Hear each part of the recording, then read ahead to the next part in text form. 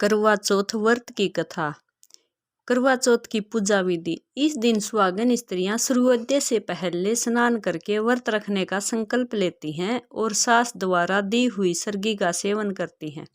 सर्गी में मिठाई, फल, सेवई, पूड़ी और साज श्रृंगार का सामान दिया जाता है।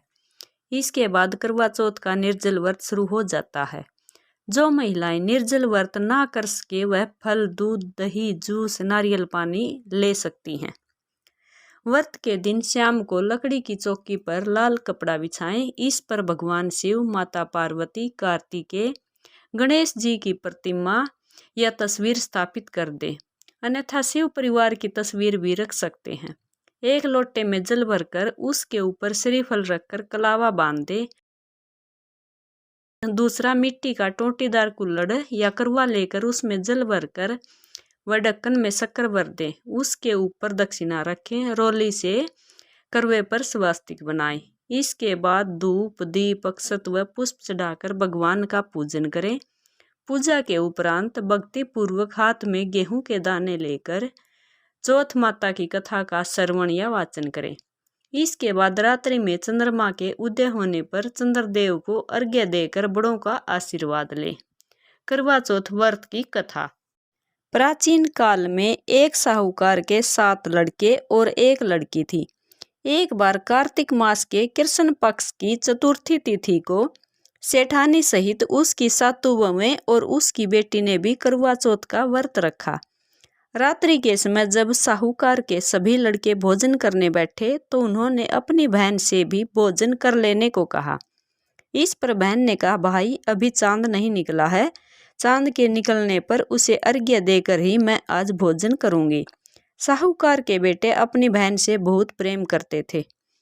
उन्हें अपनी बहन कई भूख से व्याकुल चेहरा देख बेहद दुख हुआ। साहूकार के बेटे नगर के बाहर चले गए और एक पेड़ पर चढ़कर अग्नि जला दी।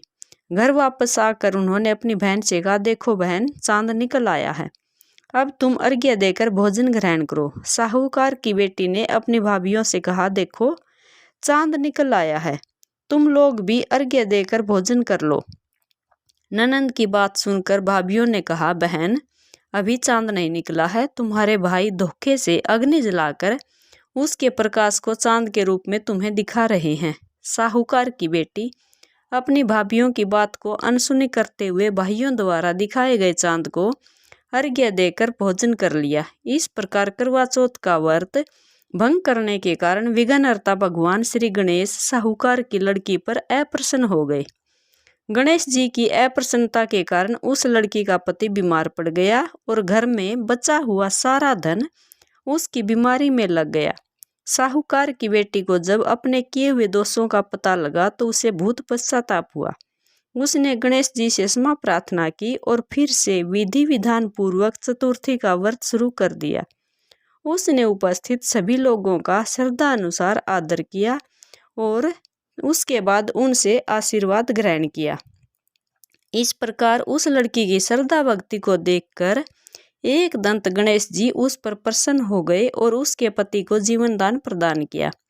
उसे सभी प्रकार के रोगों से मुक्त करके धन संपत्ति और वैभव से युक्त कर दिया। इस प्रकार यदि कोई भी छल कपट, अहंकार, लोभ, लालच को त्याग कर श्रद्धा और भक्ति भाव पूर्वक चतुर्थी का व्रत पूर्ण करता है तो वह जीवन में सभी प्रकार के दुखों और क्लेशों से मुक्त होता है और सुखमय जीवन व्यतीत करता है। बोलो करवा माता की जय। ऐसी मान्यता है कि करवा चौथ की पूजा तभी पूर्ण मानी जाती है जब पूजा के साथ इस कथा का पाठ किया जाता है। जो स्त्रियां करवा चौथ के दिन पूजन के साथ इस कथा का पाठ करती हैं और चंद्रमा को अर्घ्य देती हैं, करवा माता उनके पति को दीर्घायु देती हैं और साहूकार की बेटी की तरह ही उसके पति पर भी सदैव भगवान गणपति की कृपा बनी रहती है। बोलो करवा माता की जय। जय करवा माता।